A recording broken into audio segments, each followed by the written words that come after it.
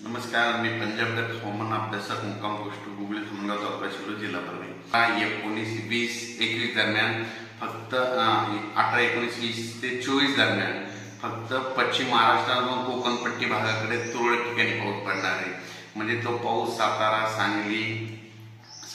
सांगली, कोल्हापूर,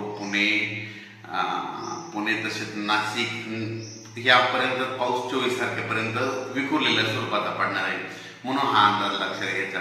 त्याच्यानंतर राज्यामध्ये 27 तारखेच्या नंतर पुन्हा एकदा वातावरण चेंज होणार आहे, म्हणून ही अंदाज लक्षात घ्यायचा. पण जे अवकाळी पावसाचं वातावरण होतं ते आता म्हणजे राज्यातलं सगळीकडलं आजपासून उद्यापासून थांबणार आहे. म्हणजे आज देखील बऱ्याच ठिकाणी थांबणार आहे, म्हणून हे अंदाज लक्षात घ्यायचा. म्हणजे आजपासून जे अवकाळीचं संकट होतं ते थांबलं. फक्त आता संकट राहणार फक्त सातारा, सांगली, पुणे या भागाकडेच म्हणजे ते पावसाचा अवकाळी पाऊस राहणार आहे, म्हणून कोकण पट्टीमध्ये राहणार, म्हणून या अंदाज लक्षात घ्यायचा.